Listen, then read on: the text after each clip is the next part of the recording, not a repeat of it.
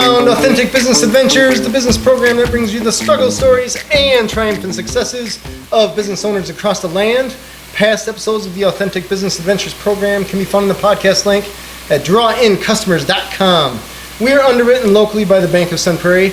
My name is James Kademan, entrepreneur, author, speaker, and helpful coach to small business owners across the country. Today, we're welcoming / preparing to learn from Tricia, the president of Virtual Foundry, as well as Brad, the founder. So, welcome, you guys. Thanks. Yeah, it's great to be here. Thanks for having us. This is a cool space, and I'm excited to learn exactly what you do. Because when I met you and we started talking, the 3D printing world is pretty cool, but I always knew it as plastic. Yep. When you mentioned metal 3D printing, just mind-blown moment there. Yeah, and what's super awesome about what we're doing here is you're taking that plastic 3D printing that you're familiar with, using that same 3D printer, but now you're printing metal with our materials. That's cool. So same exact printer? Yes. Wow. So tell us, you guys supply the materials, or just tell us more or less what you guys do? Yep. We're a materials company only. Okay. We supply other things in our store, like we'll sell printers and things that you need to go along with it, but just to make it easier for our customers, our prime objective is to make 3D printing materials. All right. So what are people, is it typically businesses, or is it typical just people out of their house that are buying the stuff? It's really everybody. Okay. So a lot of universities and colleges and schools all over the world. Oh, wow. Research organizations, the Department of Defense. Okay. People at home. All right. And industry. Okay. About 3/4 of the national labs, there's 17 of them, and we count at least over a dozen of them as customers. Wow. And the metal, I see a lot of spools there. I imagine it's different varieties. Yes. Are we talking steel, aluminum? Like what is the range that you guys have for metals? Right. Well, everything about this is patented, and the patent describes a method of manufacturing, 3D printing, metal, glass, and ceramic. Wow. So it runs the spectrum. So you can actually use this technique to print glass parts and ceramic parts. Really? Not just metal. How does that work? Like glass, I'm trying to picture. Right. Okay, how does that work? The easiest analogy is pottery. Everybody's worked with clay and things like that. That is essentially very similar to the process that we do here, except we 3D print it rather than form it on a potter's wheel or something like that. So are you, I imagine what they call it, the filament, the element? Filament. The filament, that has to get hot enough to melt. Correct. The medium, right? Yep. Oh my gosh, my nomenclature, I'm way out here. Tricia has a good explanation. Yeah, the filament is made of powdered metal encased in regular 3D printing plastic. Oh. So when you're printing, that's why it works on a regular 3D printer. Because you're melting the plastic as it goes through, but not the metal. All right. So does the plastic itself work as a binder for the metal? Yes, that's exactly it. Got it. That's what we call it. So are the parts, like if I were to print out a threaded part, would the threads on there be strong enough to hold, I don't know, what a normal metal piece would? Would it be? Just off the printer, it would not, because it still has that plastic in it. Gotcha. But there's a secondary process that you can go through to get rid of that plastic and fuse those metal particles together. That's called debinding. Okay. To get that binder out. All right. And then sintering is that process of fusing those particles together. All right. Then in that case, that's where the strength of metal comes into play. Nice. And this is where the analogy works well with clay. Okay. It's the same kind of thing. You form it and then you put it in a kiln and fire it. Okay, got it. So is that something that people from home have equipment to do that? We have we have lots of home users. Wow. It runs the gamut. I mean, we have everybody from just people making things in their basement to part of the maker movement, people are calling it. So it's just a new method of letting people fabricate parts in a low cost, simple way. All right, that's cool. Now you asked about what different materials. Yeah. We do keep a standard stock that's going to include things like copper, bronze, a few different varieties of steel, tungsten, aluminum, titanium. Okay. And then we get into ceramics and then a Pyrex glass material. Oh, really? Yeah. How does that work? But it's the same. It's powdered glass in this plastic binder. So our manufacturing process is the same among all the materials. Okay. Which allows us then to be able to take nearly any metal, any ceramic, any glass, put it through this same process that we have developed here. Okay. And now you're 3D printing with it. All right. When I think of Pyrex, I think of something very durable and very resistant to heat. So does that challenge when people have to bake it, essentially? No, it still has those same properties. The difference is it's not clear. When we say glass, people tend to picture clear glass. It's not clear. Okay. But it is Pyrex, and it has all the same properties as far as dealing with thermal shock and that kind of thing. Yeah, so they can make their own beakers or measuring cups or whatever? Yeah, or high-performance glass filters people use. Wow. Use it for. That's cool. So how did this whole thing come about? I was dabbling in my basement, and this part of the project started in about 2014, but I'd actually been experimenting with methods of making metal objects that didn't use large amounts of heat. So that was where the virtual foundry concept came from. So I've actually been using the word for over 15 years, probably closer to 20 by now. All right. So the virtual foundry as a term has been around forever. When a friend of mine gave me a 3D printer, just said, you got to try this. So I got it up and running. The first thing I printed was a piece of plastic, which was very disappointing because it's plastic and it felt like a toy or a Happy Meal toy. So, and then that was where I saw an opportunity to combine all the things that I was working on with using 3D printing as a method of creating the form for those objects. All right. Interesting. And how long ago was this? We're talking 15 years? 2014 is when I started. That's when I added 3D printing to the other parts of the technology that I was working on. Gotcha. All right. So did the business itself come about at that moment, or when did you decide, hey, let's make this into a business? Well, it started to make sense early on, and I did a Kickstarter project, and we hit about, I think, 103 or 105% of our goal. So we made it past that. That financed us into this room, into this building. All right. And financed our commercial extrusion equipment. Wow. That's super cool. And how long ago was that? That was 2015, 2016. Oh, so it's pretty fast. Just a year or two after you figured the whole thing out. Yeah. All right. And did the patents, are they your patents? Yes. Wow. Those patents take time, don't they? Yep. I've never gotten a patent, but I have talked to people that have gotten them, and it was never like, oh, it's an easy process. Right. Well, when I realized that this could be done, I immediately understood that it could be very important. Patent was priority one. All right. In fact, huge amounts of our early money went into financing the patent. Oh, interesting. And it was a very arduous process. Okay. Do you know what year it was granted? I think in August of 19. Oh, wow. Okay. It was officially official. In place. Right. All right. And I'm pretty sure we filed it in 2016. Maybe years. 2015. Yes. All right. Wow. And is that you have to get an attorney and run through all kinds of hoops and stuff like that? If you want to do it right, it's not something you want to DIY. Okay. So I didn't want to risk coming up with a patent that wasn't enforceable. So yeah, we hired a very high-end law firm that we have a lot of faith in. All right. Very cool. So something like a patent, I guess, going down that road just a little bit. How long does that last? Is that the 70-year thing or something like that? 20 years, I think it is at this point. 20 years, okay. Right. So yeah, we were just talking about this. We're already 5 years into our 20-year patent. So they started from application point, not the time that's actually given to you? We're not exactly sure, actually. Oh. Something I need to follow up on. All right, well, but yeah, we know it lasts 20 years, but we're not sure when it starts. All right, fair, very fair. So how did you market this to people? So you got this cool thing, it's patented, nobody else has it. How do you tell the world that you have it? This was a key challenge, especially starting out.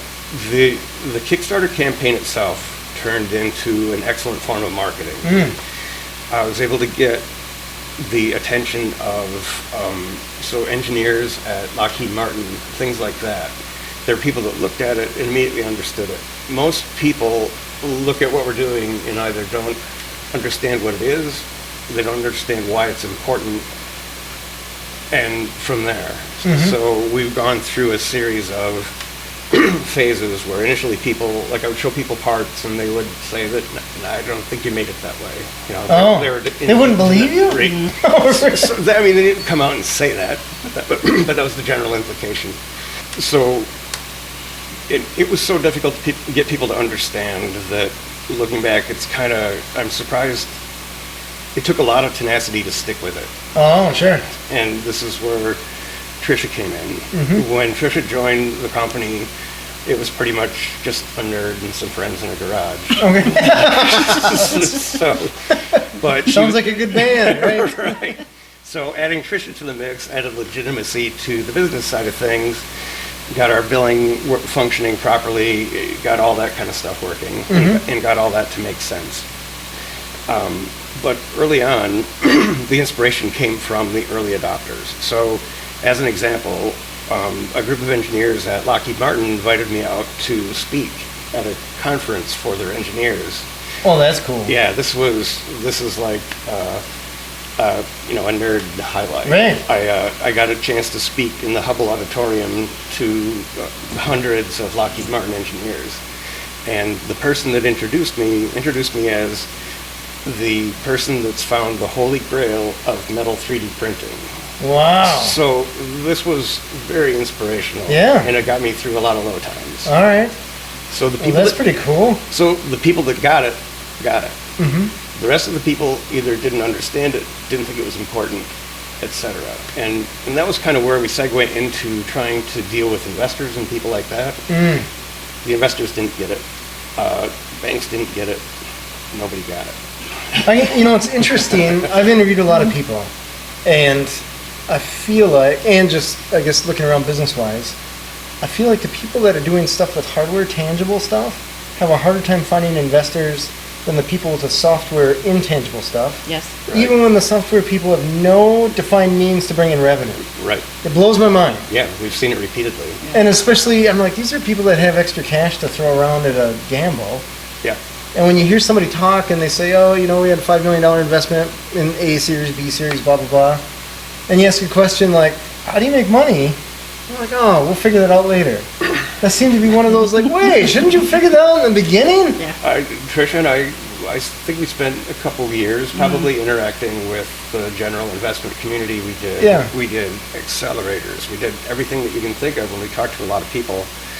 And there are multiple reasons we didn't go that way.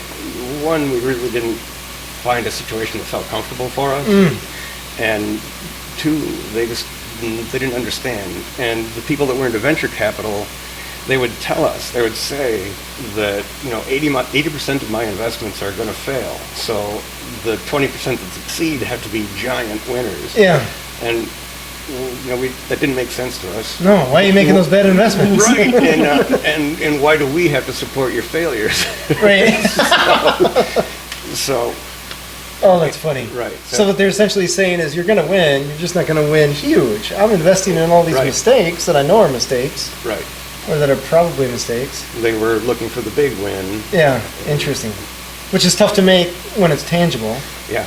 Because it's tangible, right? Software you can duplicate infinitely. Well, scalability is always an issue if you're manufacturing a product. It's difficult to expand manufacturing. Right. So. Interesting. So, did you guys know each other before? Yeah. Okay. And how did you get involved in this?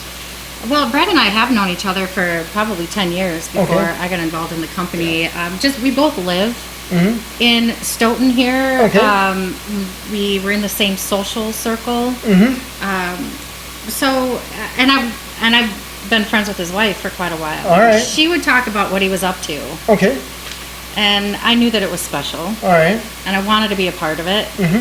But how do you finagle yourself into a ground floor technology startup? So I said, hey, when he's ready for a business person, elbow him, nudge him my way. And then that worked. I don't know. All right. I don't know if it was her doing that really pushed him or if he made the decision himself, but he invited me to come and talk. I made the decision myself. I knew that you were right for the job, but I probably wouldn't have pursued you in the way that I did if it weren't for Lori pointing out that, actually, bluntly, Lori just said, Tricia wants in. Okay. I did want in. That's awesome. So when Brad asked me to come and meet to talk about my taking the president role, he said, "Is it okay if I?" He said it felt like he was proposing to me, "Would you be my president?" Now he was not down on one knee or anything, but I still accepted the role. Well, still a relationship. Yes. just like any other relationship, so sure. And it took a lot of trust. So he was trusting me with this invention to really take it somewhere. Well, asking someone into a multi-year commitment is no small request. Right. Yeah.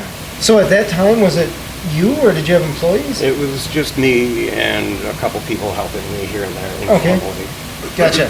All right. So was the leap more or less to bring Tricia on because you needed more business acumen or to sell or to figure out what you were missing? Structure. Structure, okay. Yeah. So, right. Definitely the business part of it. But two things. Tricia's ability to learn new things quickly. That was kind of an important part. And a known willingness to change her mind when she decides she's wrong. Oh, all right. I consider that an important factor. Yeah. And yeah, so mostly bringing structure to the business. That is not my thing. My thing is my thing is making things that haven't been made before. All right, just shoot from the hip. Go. We have a product. Yeah. We'll figure out how to sell it later. Yeah. Kind of thing, or ever, maybe. Right. Interesting. So, how do you sell most of what you have? Is it online? Do people come in? Is it a retail? We have an online store. Okay. And then we have a distributor in Spain. Oh, wow. Okay, this is worldwide. Yeah. Oh, yeah. Absolutely. Nice. Yes. Okay. We have a distributor in Spain, and we've just onboarded a new reseller in Canada. Oh, nice. Yeah. Okay. So those are our outlets right now. So in the U.S., it's us. All right. And then Europe and Canada. But, people buy from us from all over the world. It's pretty fun. That's cool. One of my favorite parts of my work is talking with people from all over the world. So All right. I can have a day where I meet with somebody from Taiwan in the morning and somebody from Brazil in the afternoon, and I love it. Wow, is language barrier an issue? Sometimes we just, if it is, we just go a little more slowly, but thankfully for me, English is the universal business language, so most people speak English. If not well enough to speak, at least well enough to write, and we can get our messages back and forth. Nice. Yeah. That's super cool. So your marketing essentially global. How do you tell the world that you have this cool thing? It's incredibly challenging. Okay. I think likely our most effective marketing is word of mouth. Okay. A scientist here will tell a scientist friend at a conference, take a look at this. All right. And that's likely where most of our traction has come from. Okay. We still have sort of the residuals from the original Kickstarter people. We still have a core group of home users that are very dedicated. All right. And are committed to bringing the technology forward. Because the other part of the thing is we make 14 different materials that we stock regularly. That's 14 different, very specific processes that need to be developed to refine into a high quality part. So our users tend to contribute a lot to the scientific development of the materials. All right. It would be impossible for us to do all of it ourselves. Right. Because we're bootstrapping. Right. Interesting. Now, search engine optimization has been really critical too, because people are looking for metal 3D printing. So we're past the point now where we're far past the disbelief point. It's very well accepted that this is a real thing that exists, and now people want it. They recognize that they need to participate in this if they're going to stay relevant, because 3D printing is absolutely not going away. No. Conversely, it's going to get even more prolific as time goes, until the point where everyone has a 3D printer at home just as they do a computer. You expect that to happen? Yes. Okay. That's awesome. So I think you and I were chatting before. I had that printer repair thing. I guess, would that be 2D printing on paper? 2D? We have to. I don't know. 1D? I don't know. Whatever it is. The kind that jam a lot. Right. I had that business for 8 years, and I was trying to figure out the next step. And that was, I don't know, 6 years ago that I sold that, roughly. So I was trying to, 3D printers were kind of coming around then. The MakerBots of the world were around. And I was thinking, this would be really cool if people had that. Yeah. But then I thought, people have a hard time loading their paper tray. Or they don't, just little stuff like that I'm like, ugh, is that going to be a thing? But then there's the practicality of it. You need a part. Yeah. Pump out a part. Yes. It can be, starting out can be very challenging in 3D printing, not just with metal 3D printing, just with 3D printing in general. Yeah. It can be aggravating to get going. That's why largely, like, the home users are still kind of hobbyists. They're still people that are willing to overcome an annoying problem. Yeah. They're not people that stop just because something didn't work quite right. Right. On the other end of the spectrum, the scientists and the people in industry get a chance to do something that's never been done before.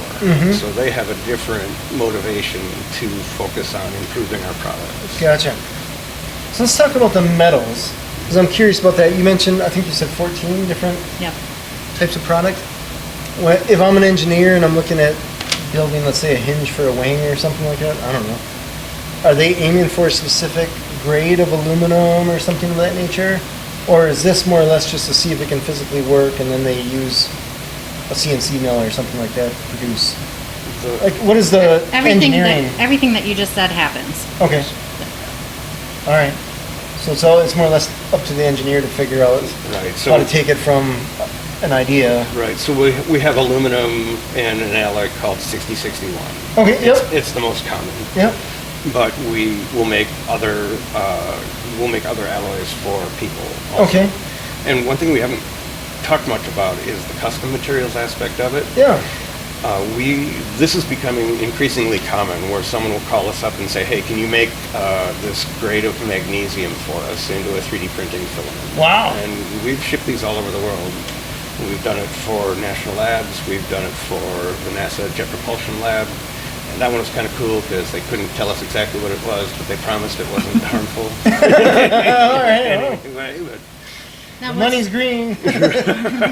what's running on the printer behind us here is Yeah. a custom iron for a university. Oh wow. Iron. Yeah. All right.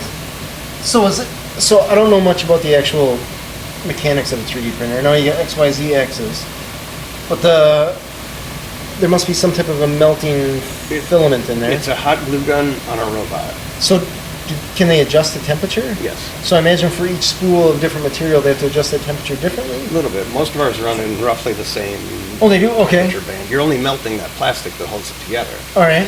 You're not. It isn't dependent upon whatever the composite. material Gotcha. is. Okay. Is there a certain percentage of binder versus metal? Yes. Okay. So, and that's very specific to our recipe, and that's part of the challenge over the past few years, developing a polymer recipe that was strong enough to hold that shape of the filament, but have enough metal in it that will sinter into a good quality object at the end. So it's been a back and forth. Okay. I imagine everything's a compromise, but you got to do your best. But over time, I've gotten better with polymers and that kind of thing. So I'd improve the polymer, we'd add more metal in, it'd get more brittle, and all right. like that. Oh, gotcha. So we're at the sweet spot right now. All right. We can make very strong filament with a high enough loading that it's very effective in the sintering process. Nice. I imagine, I guess I'm just guessing here, but the metal must have to be pretty fine within that filament so it doesn't clog up anything, right? Yeah. It's a powder. Okay. It's powdered metal. And, Okay. and the underlying science for the whole concept, everything that we've talked about and everything we do is called powder metallurgy. Okay.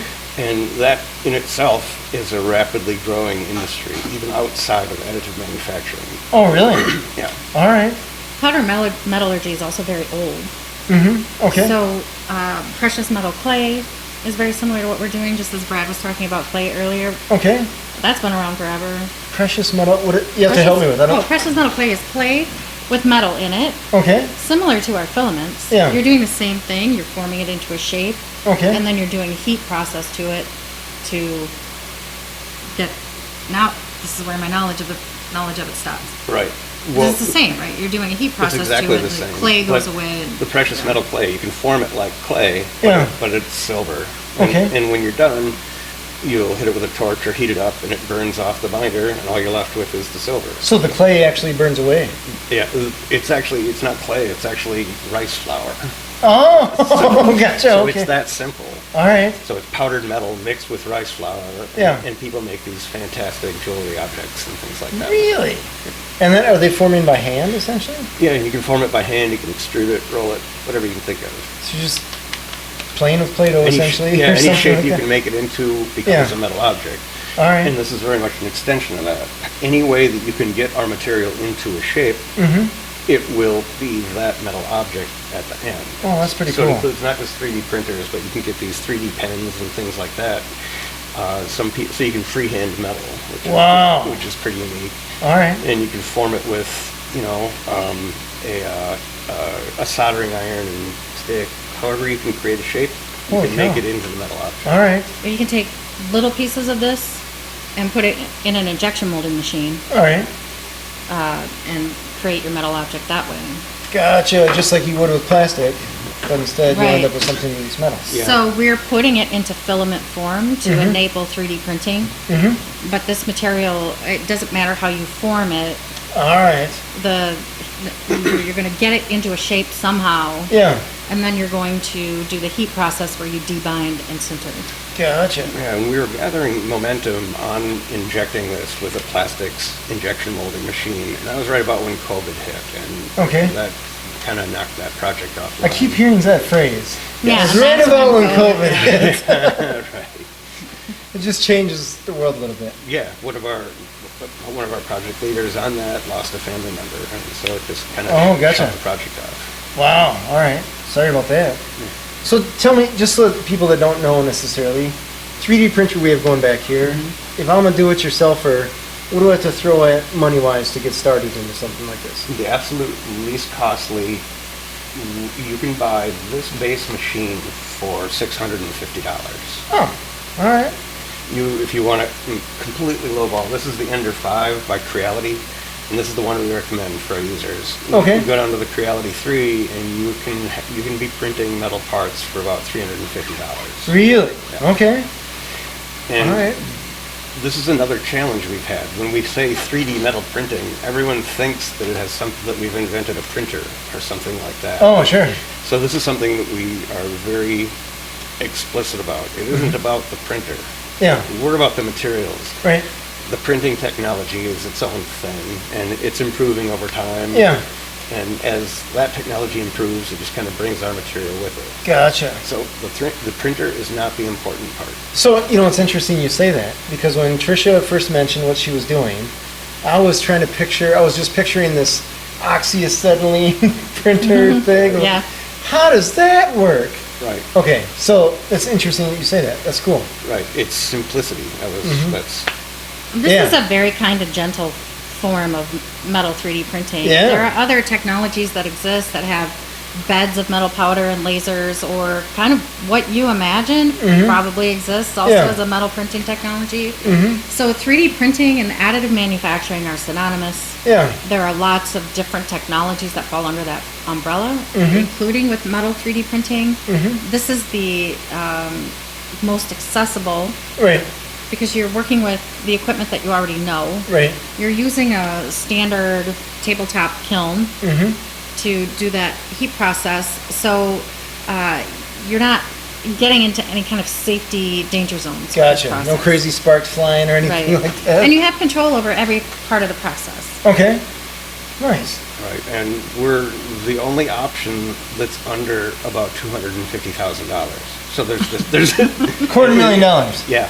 And Wow, okay, well. So we're actually working on fleshing it out a little bit so we cover some more bases All right. in between where we are and the $200,000. Yeah, like you're just talking about a few $100, less than Right. $1,000, whatever. Yeah, and, Yeah. and this brings up one of our challenges to marketing is that the cost is so low that managers find it suspicious. Oh, the value's in the price, right? Yeah, You gotta so- tell them, wait. I'm into $180,000, Right. not $600. Right. Yeah. So right, I said to something like at our last trade show, somebody asked what that cost, and I said 300. He goes, and he looked puzzled and said 300 what? he was expecting 300,000, but Yeah. that's not where it is. And we had another group come by so this was he was a professor at Harvard. Okay. And they were pricing out putting in a 3D metal printing solution, and everything that they came up with, none of it was under $250,000. And then there was us at more like the $10,000 range, and you got to try to spend that much. And he said, how can we get this up more in the $50,000 to $60,000 range so that I can get my managers to buy this? Oh, buy more of them. Right. So that person is just helping us flesh out larger packages. Gotcha. All right. That we'll make available. What an interesting problem. Yes. Can you make this more expensive? That's probably not something that any business owner typically hears, but would love to hear. Right. That's funny. So when it comes to something like this, do you typically see businesses having rows of these things? Yeah. Or they just have one or two? And That is starting to become the case. okay. Right. That's called a print farm. Is it wrong? Yeah. That's Yeah. awesome. Okay. Yeah, when you've got a row of this style of 3D printer, it's All right. FDM or FFF. Okay. Just fused deposition modeling or fused Okay. filament fabrication. Wow. Okay. Those two are synonymous also. Some people also call 3D printing fused freeform fabrication. Yeah. We're just making up acronyms. Yeah. Okay. Well, it's a brand new technology, so we get to name everything. Got it. And that's what they're coming up with complicated names. Mm-hmm. But at any rate, yes, you can have multiples of this style of 3D printer Yeah. and just crank parts out. Nice. So this style of 3D printing isn't going to give you a production level. Okay. Someday Sure. it will. So people accommodate for that, but it's such a low-cost solution. Mm-hmm. So they make up for that by just having many of them going at the same time. Got it. So are they? So I guess just to clarify, they're not printing out necessarily usable gears, or are they? Well, let's talk about what this is, Yeah. where this totally. fits well. So the final parts, because we're starting with metal powder, these little balls, and the edges of the balls get fused together in that sintering process. There is some space in there, so it's not solid metal when you're done. Right. It's very close to solid metal, Mm-hmm. but it's not going to. It will have the same properties as the metal that it is. Mhm. It just isn't going to be solid, Gotcha. 100%. So not as strong as some chunk of aluminum that was CNC machined. Right. Or something like that. So you're not going to use this to make parts that are going to be structural in nature. They're going Okay. to have to take a lot of Sure. weight and things like that. Okay. But they're going to be awesome at acting as filters and pieces on the outside. Mhm. And you can name so many more than me. Right. Well, I'll back up a little bit, actually. So one of the other challenges is when we tell people you can 3D print metal, their first thought is, oh, I'll print a trailer hitch. Yeah. Oh, gotcha. Okay. So part of what Tricia and I are on now is more like an education tour where we're telling people, don't think of it that way. All those parts, like all the parts in your car, are not only designed to solve whatever problem it is for the car, they're also designed to be manufactured on a mill or a lathe or cast. So we're asking people to back up a little bit and rethink it. Okay. So if you take a little bit different approach to how the parts are made, you can make them much less complex. You can use far less material, those kind of things. And there's a new technology coming along. The word Generative design. right, generative design and Or- topological. Topological optimization, Right. which I find very fun to say. Wow, that sounds like something that a business coach would say. Right? Topological optimization. Yes. Like, whoa, take my money. Right. So if you picture a CAD program, normally you would draw boxes and draw holes and things like that. And this is coming from the top. This is the leaders in this technology is Autodesk, like as in AutoCAD. Yep. They own this segment. Yeah.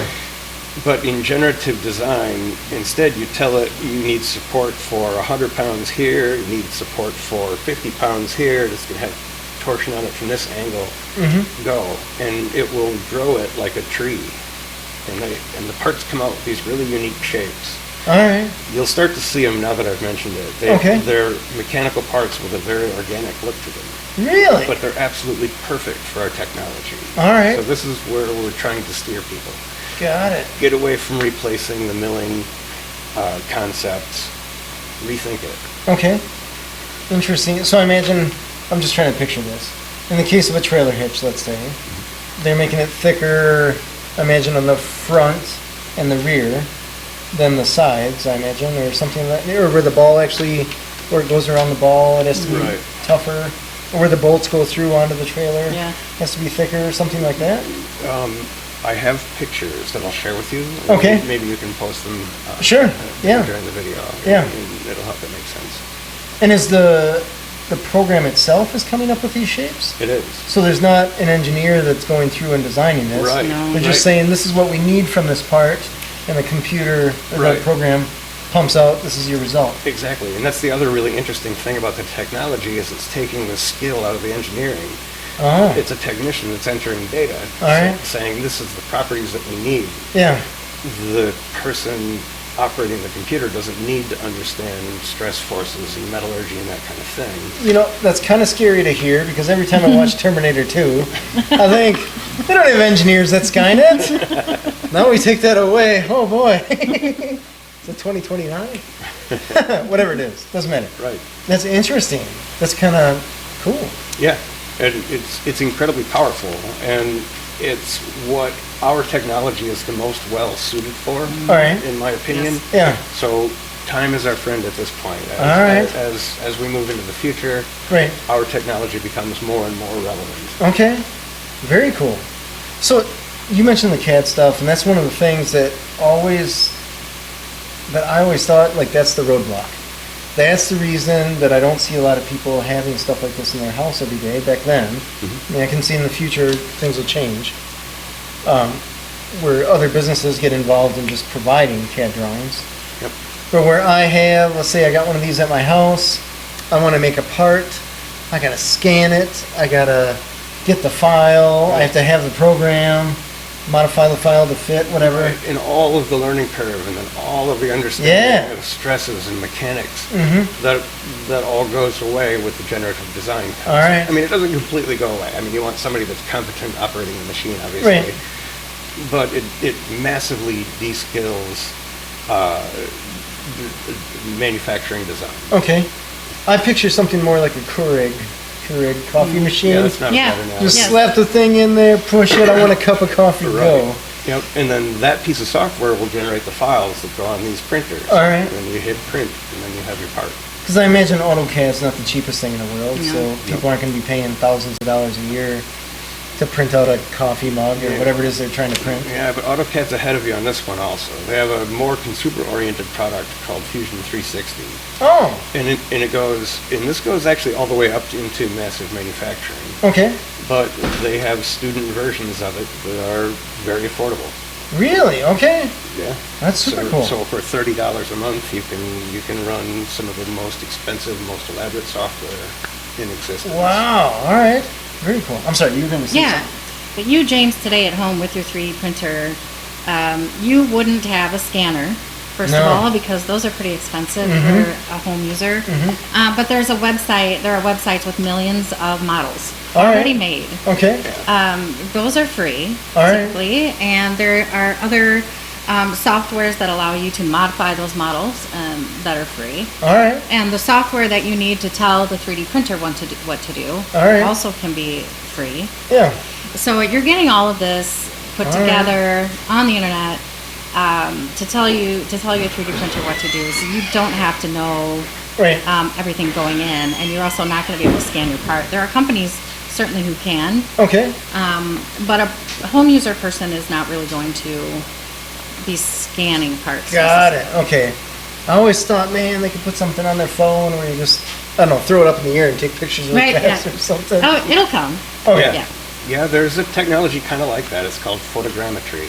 Okay. And you take hundreds of photos with your phone, and it'll assemble it into a 3D model. All right. It's kind of clunky. Sure. Give it a couple years. You're okay. Just progress. Yep. Now I get in old cars, and I always think of trim pieces and stuff like that. They really don't support any weight. Yep. But something like this would be perfect for that. Yes. Because you can't find the part. Maybe you have one, but you need two, one for each side or something like that. Yeah, that application is kind of a no-brainer. Okay. And how about a custom shifter knob? Absolutely. Yeah. Yeah, totally. I got a baseball in one of them. So. Thank you. I love manual transmissions, so that's awesome. That's super cool. Yeah, you can do all kinds of crazy stuff. Yeah. All right. Interesting. Tell me, when people, I imagine people buy this from you and they get kind of curious, you're probably spending a lot of time on tech support, or it's more just hold my hand support kind of thing. Yep. How do you stop that or prevent that from becoming an issue and more of a time suck for someone that maybe bought a spool or something like that?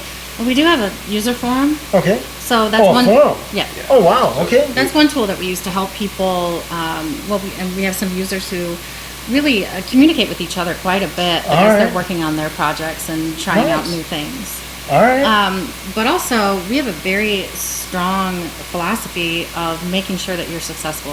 All right. So we really are going to do what it takes to make sure that you're successfully printing. Okay. Nice. And the other thing we've learned is that people's questions start to more and more fall into very recognizable categories. So we just get better at answering the questions. Got it. So, Okay. so we're not completely scaling the whole concept of tech support. Okay. Something I want to ask you about warranty stuff, and I think you've more or less answered it. Does anybody print out something they're like, hey, I printed this engine block. It's not surviving. Well, we would tell you not to print an engine block, Okay. number one. It's not one that but- you want to make run. Right. I mean, we guarantee that you're going to be able to print with the material. From there, the things that you make Right. really are going to be your responsibility. Gotcha. So when you mentioned sintering, I think that's what we call it, right? Yep. Yep. So is sintering, that machine or oven, is that also affordable for a typical home user? Yes. Yes. Yeah, we sell those on our website also. How much, just ballpark? 2,500. Around 3,000. Yeah, 2,500 to 3,000. Okay, so not out of the question. And a lot of people already have these. People that are into making jewelry and glass Okay. beads, or even people that do ceramics at home. It's the same equipment. All right, now if I remember, oh my gosh, from art class, I'm trying to think how hot did that thing get? It was many hundreds of degrees, but I don't remember how many. Right. For ours, it depends on the material. So bronze goes to about 1,700 Fahrenheit. 1,700? Yeah. Oh, that's pretty warm. Yeah. Okay. But in the realm of kilns, that's relatively low. Yeah, okay. So on the higher end, when you're dealing with our stainless steels, you need to hit about 2,300 or 2,350. Holy Fahrenheit. cow. Are they electric or are they? Yeah. Yep. We have examples. There's one sitting right there. Oh, this guy, okay. Yeah, that's one, but there's a... Well, I'll have you take some pictures and All show right, you what that's yeah. about offline. And they can run that off of 110? Yep. And it gets that hot? Yeah. It's Wow. It's just a little box that gets hot. I mean, Okay. It isn't huge high tech or Just anything like that. The toaster from hell? Yep. Okay. At that hot, if you put, I mentioned the plastic just vaporizes. Yep. Yeah. And that's Okay. the idea. All right. And can they use those indoors? Yeah. Okay, they don't have to vent it or something like that? or- You should We vent. recommend that people vent it, but Okay. you don't need like a whole ventilation system. It can be a bathroom fan scope type thing. Gotcha. All right. It doesn't need to be large and industrial. It's All right. Everything about what we're doing is to make it very simple and accessible. Mm-hmm. And this applies great for the home users, but it also, we're finding that people in science and in the high-end laboratories like it for exactly the same reason. Because they can pick it up and add their own sophistication to it. Yeah.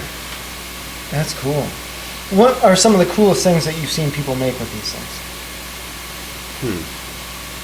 We don't know. Okay. Seriously, All right. we very little of what's being made with our material, we don't know about it. All right. The things that we do know, we can't talk about. Gotcha. So someone at Lockheed from Skunk Works Yeah. called you up and just said, thanks. That's all I got. Yeah. One of the coolest responses, like when I'm asking probing questions and I'm trying to help a user succeed, the coolest response I've ever gotten is, I can't, I'll ask them questions trying to probe out the problem. Yeah. The coolest answer so far has been, I can't answer that due to national security concerns. Nice. Okay. Especially over Zoom. One of my favorites is a fellow who works with saxophones. Okay. Because I played saxophone in high school. Oh, nice. A million years ago. All right. So this one's a little near and dear, but he's making pieces out of our copper material for Yeah. saxophones. To He's repair putting them? together, yeah. Or he's just building his own. Probably. Oh, wow. Yes, and he's shown me pictures of these, and the pieces are beautiful. Nice. He hasn't yet sent me a recording of Okay. him playing with these installed. All right. But that's one of my favorite ones because That's pretty clever. Because I am a musician at heart. Yeah. too. You have some samples here. Can you Yes. show us? That looks like Sure. a little turbo wheel or turbo turbine, right? Is that what I'm looking at there? Yeah, but let's talk about this one. This is a 3D printed moon, but it's made out of moon dust simulant filament, Wow. which is called basalt. So I'm Terrestrial holding basalt. a fake moon. Yeah, right. Yeah. That's clever. Look at all this stuff. So that's a project that people are working on methods of fabricating things on the moon. So obviously you need to work with what's there. That's what this Look is. at this. I mean, you got That's spiral. That's Yeah. clay. This is clay. So clay is inside the polymer. Correct. Yeah, right. And that's super light. Who designs this in CAD? I did. Actually, that's just a really simple program called Tinkercad. Okay. It's another Autodesk product, but it's super easy to use. Wow, I see the little turbo or supercharger Right, so turbine there. Turbine. Okay. Would this be strong enough to actually use? Not presently, no. Okay. And is that because of heat, or is that? I'm trying to think what a turbo. Actually, all the fundamentals are there. We just need someone to develop it and refine the process to the point where it works. Gotcha. Okay. Interesting. There's I don't know if this guy is a dinosaur guy. Yeah. That is cool. Is this copper? That's or what? copper. Okay. That's interesting. This is kind of a fun one. This is trophies, so that's pure copper. And there were trophies given out by the 3dprintingindustry.com awards. Yeah. So those were given to like the very highest end printers that I was talking about, the laser sintering printers Yeah. that cost $1 million. Okay. So I have the CEOs of those companies holding one of my trophies. Nice. What you paid for your plane ticket, you could do this. That's awesome. That is incredible. Check out this one. That's two different materials. It's tungsten on the bottom and copper on the top. Wow. Look at that. That This is cool. my favorite print. This is 316L. Oh, is that Colossus, right? Yeah, This I is like that one a lot. 316L, so this is that steel? Stainless steel. Yeah. Okay. Oh, that is cool. Wow. I didn't realize it would be that smooth. Yes, so that had a lot of polish work done to it. Okay. When the pieces are finished with the process, they have this more rough Yeah. looking exterior. Okay. So it takes a bit of elbow grease to get from that to this nice shiny surface. All right. All right.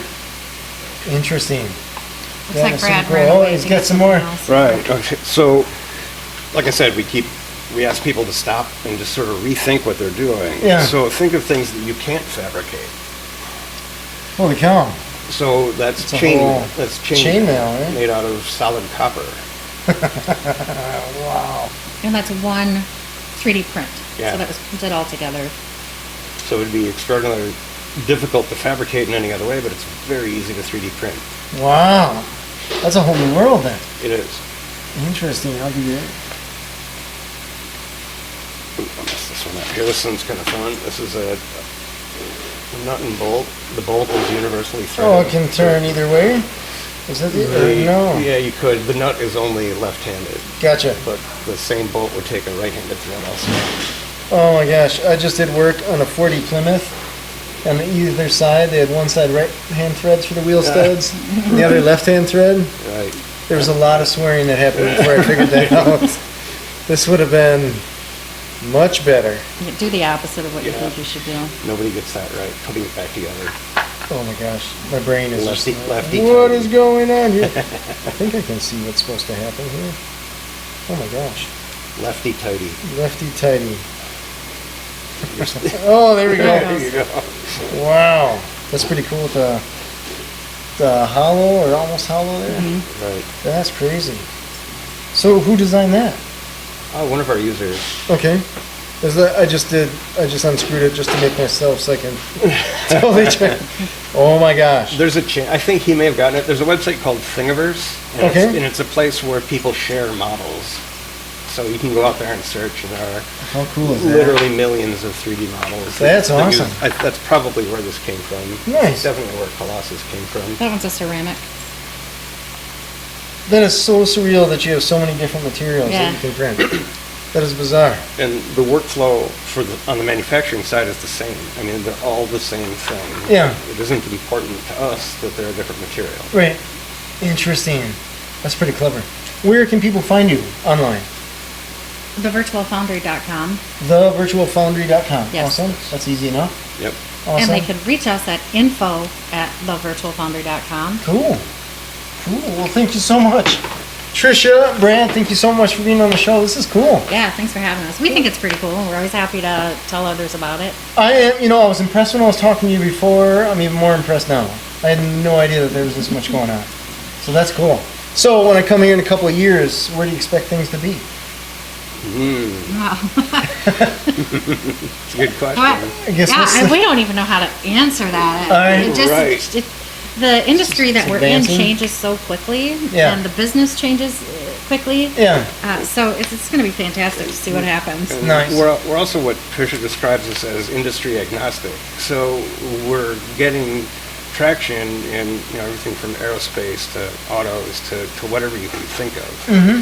So my expectation is maybe we start growing in one of those directions or spin off something specific for one of those particular industries. All right. But presently, it's the same technology for every user. Gotcha. And it works for everyone in the same way for the same reason. That's cool. I like it. All kinds of fun. You heard it here, right? Cool. This has been Authentic Business Adventures, the business program that brings you the struggle stories and triumphant successes of business owners across the land. Past episodes, of course, can be found morning, noon, and night. The podcast link found at drawincustomers.com. We're underwritten locally by the Bank of Sun Prairie. If you're listening to this on the web or watching it, of course, please subscribe, share, comment, and of course, visit remind me your website? Thevirtualfoundry.com. Thevirtualfoundry.com. This is amazing. Yeah. I'm excited. I keep thinking, what should we build? Right. It's time to take over the world.